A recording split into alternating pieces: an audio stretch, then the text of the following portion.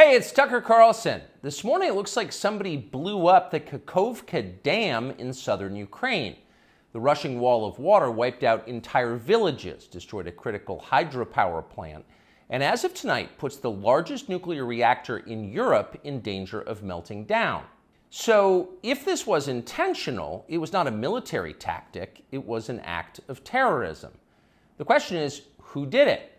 Well, let's see. The Kakhovka Dam was effectively Russian. It was built by the Russian government. It currently sits in Russian-controlled territory. The dam's reservoir supplies water to Crimea, which has been, for the last 240 years, home of the Russian Black Sea Fleet. Blowing up the dam may be bad for Ukraine, but it hurts Russia more. And for precisely that reason, the Ukrainian government has considered destroying it.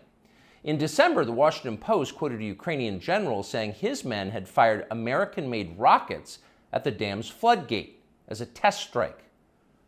So really, once the facts start coming in, it becomes much less of a mystery what might have happened to the dam. Any fair person would conclude that the Ukrainians probably blew it up, just as you would assume they blew up Nord Stream, the Russian natural gas pipeline, last fall. And in fact, the Ukrainians did do that, as we now know. It's not like Vladimir Putin is anxious to wage war on himself. Oh, but that's where you're wrong, Mr. and Mrs. Cable News consumer. Vladimir Putin is exactly that sort of man, the sort of man who'd shoot himself to death in order to annoy you. We know this from the American media, which wasted no time this morning in accusing the Russians of sabotaging their own infrastructure. Bill Kristol, the man who once told us that Saddam Hussein was responsible for 9/11, immediately denounced Putin as a war criminal and even more savagely compared him to Donald Trump. The rest of the pundit class made similar, clearly coordinated noises. Putin did it! Putin did it! And their reasoning was simple. Putin is evil, and evil people do evil things purely for the dark joy of being evil. In this specific case, Putin attacked himself, which is the most evil thing you can do, and therefore perfectly in character for a man that evil. That was their explanation. No one who's paid to cover these things seemed to entertain even the possibility it could have been the Ukrainians who did it. No chance of that. Ukraine, as you may have heard, is led by a man called Zelensky. And we can say for a dead certain fact that he was not involved. He couldn't have been. Zelensky is too decent for terrorism. Now, you see him on television, and it's true you might form a different impression. Sweaty and rat-like, a comedian turned oligarch, a persecutor of Christians, a friend of BlackRock. But don't believe your own eyes. Actually, Mr. Zelensky is a very good man. The best, really. As George W. Bush once noted, he is our generation's Winston Churchill. Of all the people in the world, our shifty, dead-eyed Ukrainian friend in the tracksuit is uniquely incapable of blowing up a dam. He's literally a living saint, a man in whom there is no sin. That's why Lindsey Graham is so attracted to him. They're just two good people, hanging out together and being good. And like all good people, when they meet in person, they spend a lot of time talking about killing people and laughing like friends do. Here's the pair last week. Free or die. Free or die. Now you are free. Yes. And we will be. And the Russians are dying. It's the best money we've ever spent. Thank you so much. No, it's... The Russians are dying. It's the best money we've ever spent, Graham says. A smile spreads across his thin, quivering lips as he forms the words. He looks like a starving man contemplating a breakfast buffet. The aroma of death has aroused Lindsey Graham. Thanks so much, replies Zelensky. He feels the same way. See, there's nothing dark here. Just two middle-aged guys celebrating the killing of a population. They don't seem like the kind of people who'd enjoy flooding villages or starting a famine. And in any case, who cares if they are? It's really not your business. Your job is to support Ukraine. Watch Nikki Haley, a Republican candidate for president, explain this principle on CNN. A win for Ukraine is a win for all of us. And for them to sit there and say that this is a territorial dispute, that's just not the case. To say that we should stay neutral, it is in the best interest of America. It's in the best interest of our national security for Ukraine to win. We have to see this through. We have to finish it. See?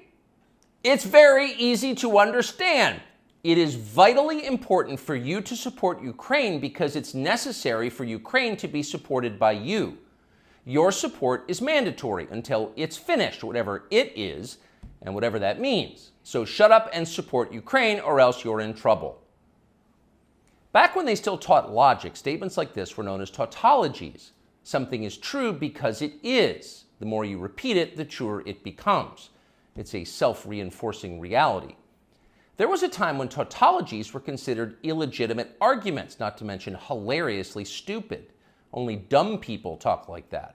Now everybody in power talks like that. Diversity is our strength. Trans women are women. Zelensky is Churchill. It's all self-evidently true. Doesn't need an explanation, and don't ask questions. Sound familiar? Of course it does. That's the pap they're serving us day after day in steaming, lumpy portions.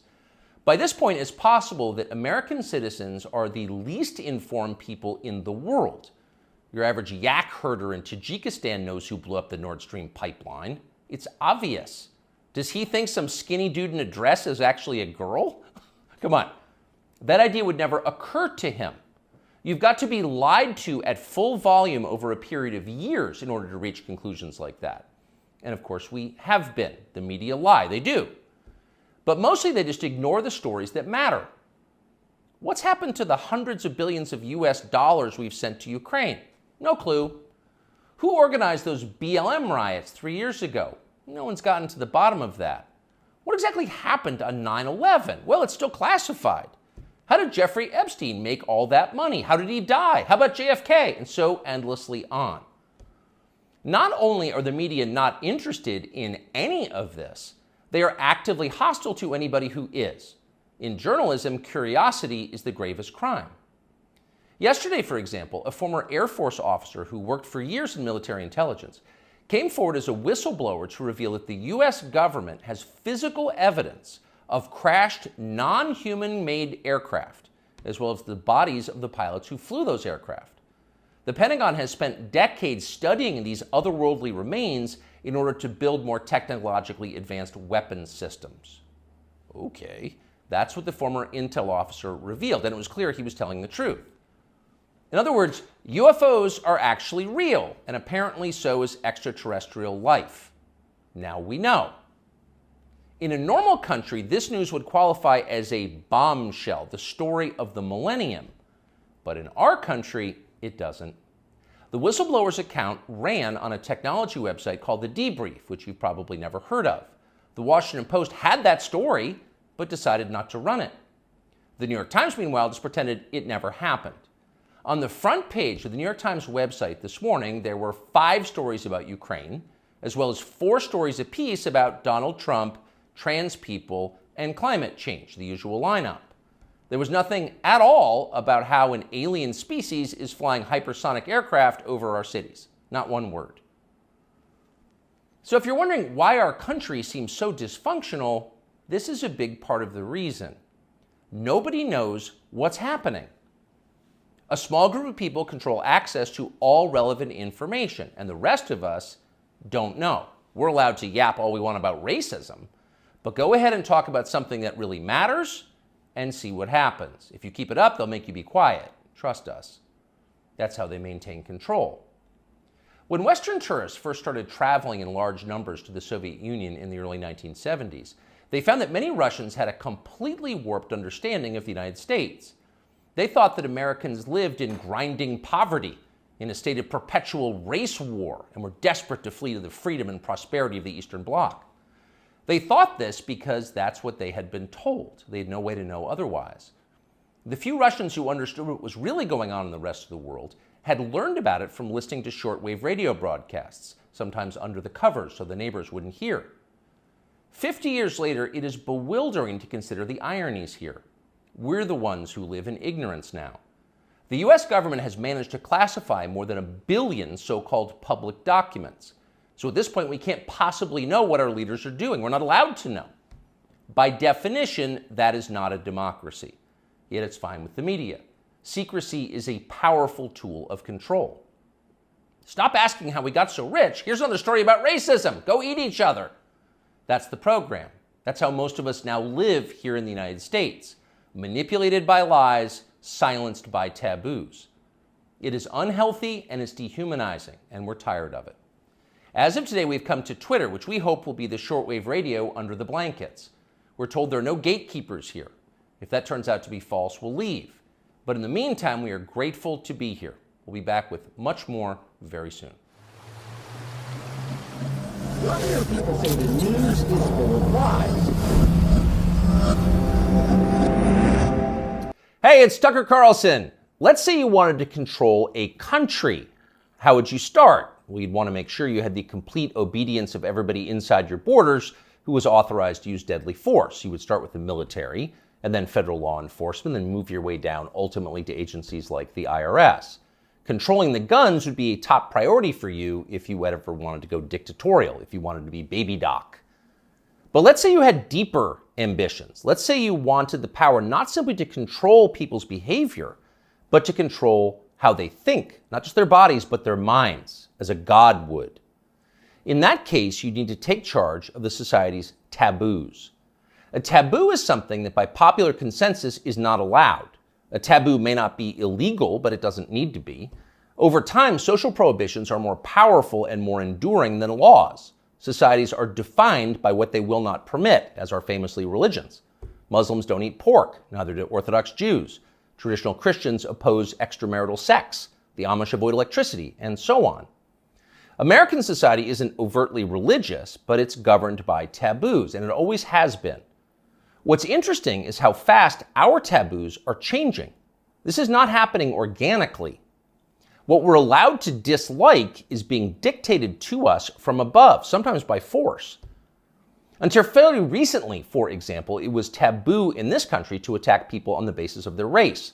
That was the main lesson of the Second World War, we were told again and again. The one thing we learned from the Nazis is that it's dangerous to reduce human beings to their genetic code. There is no master race. That made sense, but apparently we no longer believe it. Punishing people based on their skin color is not only permitted in modern America, it is mandatory throughout business and government and higher education, as long as the victims are white. At one time, that would have been unimaginable. So with the current behavior of our politicians. As recently as the 1992 presidential campaign, adultery was considered disqualifying for anyone seeking higher office. Bill Clinton was very nearly derailed in the New Hampshire primary by his affair with Jennifer Flowers. Clinton went to elaborate lengths to lie about the relationship because he had no choice. But he was the last presidential candidate who had to meet this standard. By 2008, it was obvious to anybody who was paying attention that Barack Obama had a strange and highly creepy personal life. Yet nobody ever asked him about it. By that point, a leader's behavior within his own marriage, the core relationship of his life, had been declared irrelevant. It was Barack Obama's business, not yours. One by one, with increasing speed, our old taboos have been struck down. Those that remain have lost their moral force. Stealing, flaunting your wealth, striking women, smoking marijuana on the street, shameless public hypocrisy, taking other people's money for not working. All of these things used to be considered unacceptable in America, not anymore. So it probably shouldn't surprise us that the greatest taboo of all is teetering on the edge of acceptability: child molestation. A generation ago, talking to someone else's children about sex was widely considered grounds for a thrashing. Touching them sexually was effectively a death penalty offense. When Jeffrey Dahmer was bludgeoned to death in the bathroom of a Wisconsin prison in 1994, the Milwaukee district attorney had to caution the public not to turn Dahmer's killer into a folk hero. Jeffrey Dahmer had molested and murdered children. People felt justified in celebrating his death. 25 years later, that standard had changed dramatically in the state of Wisconsin, as in the rest of the country. In the summer of 2020, during the BLM riots in Kenosha, 17-year-old Kyle Rittenhouse defended his life from a convicted child molester called Joseph Rosenbaum. Rosenbaum was trying to kill Rittenhouse, so Rittenhouse shot him in self-defense. But it was Joseph Rosenbaum whom the media cast as the victim of the story. Kyle Rittenhouse, meanwhile, an underage boy fending off violence from a child molester, was denounced as the villain. Ultimately, he was indicted for murder. One of the things that this tells us is the people who run our country no longer see child molesters as the worst among us. It's never been more obvious than it was yesterday when the Wall Street Journal ran a long expose about kiddie porn on Instagram. Instagram, the journal found, quote, helps connect and promote a vast network of accounts openly devoted to the commission and purchase of underage sex content. Instagram connects pedophiles and connects them to content sellers of child pornography. In one instance, the paper discovered that Instagram was recommending the phrase incest toddlers to users who'd expressed interest in similar material. By the way, no one at Instagram denied that any of this had happened, nor did Mark Zuckerberg, who controls the company. The Journal story was accurate. It was all pretty shocking, but not as shocking as what happened next, which was effectively nothing at all. The largest circulation newspaper in the United States revealed that one of the world's most influential companies was promoting pedophilia, and nobody in power did anything about it. The Justice Department did not announce an investigation. Congress did not schedule hearings. The guy who runs Instagram, Adam Mosseri, still has his job. In fact, Mosseri's last tweet, which is pinned, is a video of himself bragging about how effective Instagram's algorithm is. Keep in mind as you watch this, it's real. People often talk about the algorithm, but there is no one algorithm for Instagram. There are many algorithms and ranking processes we use to try to personalize the experience to make it as interesting as we can for each and every person who uses Instagram. We believe in this idea of personalization. What you're interested in and what I'm interested in is different, and so therefore your Instagram and my Instagram should be different. What you're interested in and what I'm interested in is different, Mosseri explains patiently, so your Instagram feed will be different from mine. You're interested in children, that's why you're getting all the incest toddler posts. It's a highly personalized experience. That tweet is still up tonight. Of course, everybody at Instagram, in fact, everyone everywhere in authority, will still claim to think that child molestation is bad, but the tone has changed unmistakably. When they say it's bad, they mean it in a kind of abstract way. Bad like a civil war in Central Africa is bad. You wouldn't prefer it, but there are reasons it happens.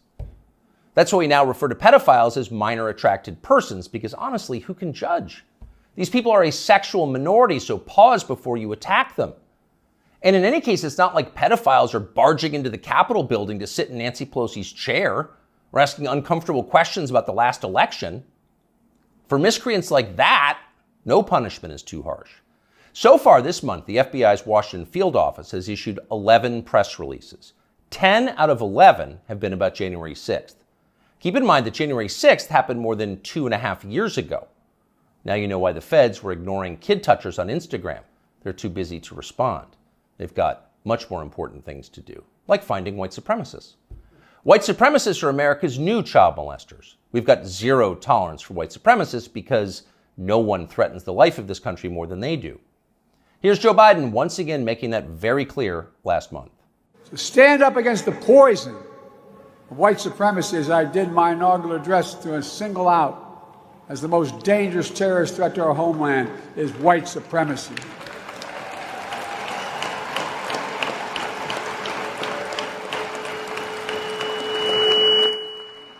And I'm not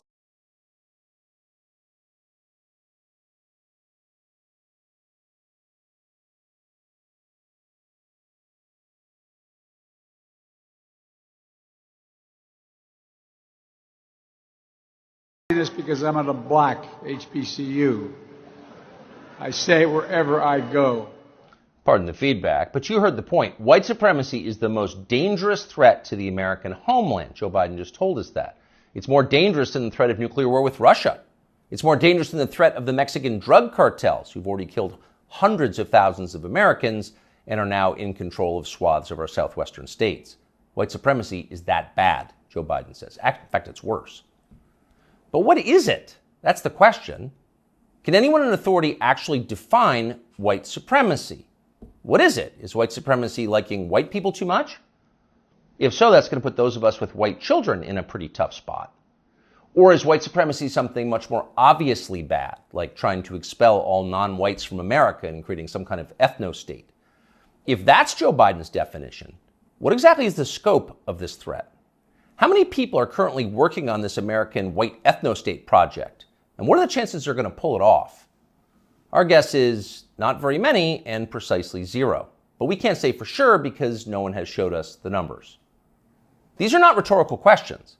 When the President of the United States describes something as the worst possible crime Americans can commit, you have a right to know what that crime is.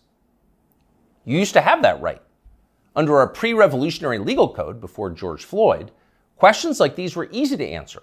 A crime was defined as something that an elected legislature had explicitly banned, usually an act that hurt somebody else. In America, crimes were described precisely, with words in English and then preserved in books, which you could read yourself.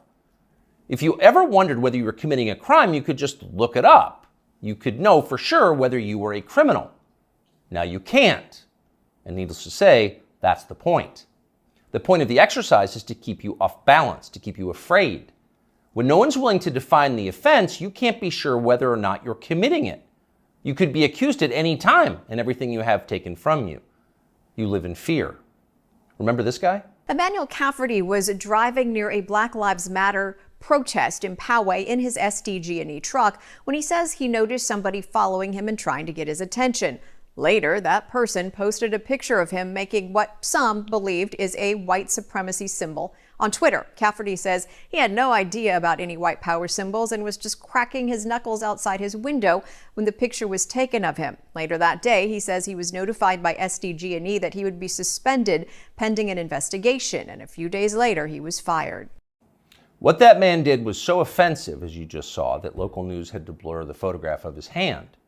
He was fired from his job. His life was destroyed for cracking his knuckles. He didn't know cracking his knuckles was racist in his defense, but then nobody did until the day that poor Emmanuel Cafferty was unwise enough to crack them. When a crime has no definition, anyone can be guilty of it. It's hard to relax in a country like that. The old system was better. Government operated on the basis of laws, not amorphous moral terror. Politicians couldn't accuse you of something they couldn't define. The legal code was straightforward. Child molestation was a crime. Having unfashionable opinions was not. Outside of the public sphere, the population mostly governed itself, as it does in every society, and used taboos to do it. You knew what was allowed and what wasn't because the rules didn't change very often. The taboos were organic. They derived from collective experience and instinct, the two most reliable guides to life. They evolved for a reason. They still do. Our job at this point is to protect them, despite the hectoring, the nonstop hectoring from the people in charge. You know the outlines of right and wrong. You were born knowing them. So don't let them talk you out of what you can smell. Don't let them rationalize away your intuitive moral sense. Cling to your taboos like your life depends on them, because it does. Cherish and protect them like family heirlooms. That's exactly what they are. You often hear people say the news is full of lies. In Kennedy's motorcade, 239 people tell the death of Jeffrey Epstein.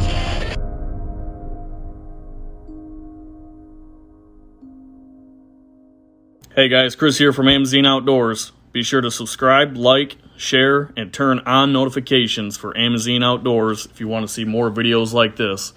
Thanks for watching, guys. Amazon Outdoors is a skull hanging company based out of Michigan. We use locally sourced steel to CNC plasma cut and fabricate all of our products. Our motto is simple, effective, and affordable. There are no fancy names or over-engineered designs.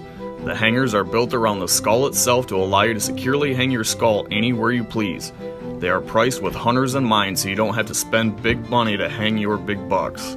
AmazonOutdoors.com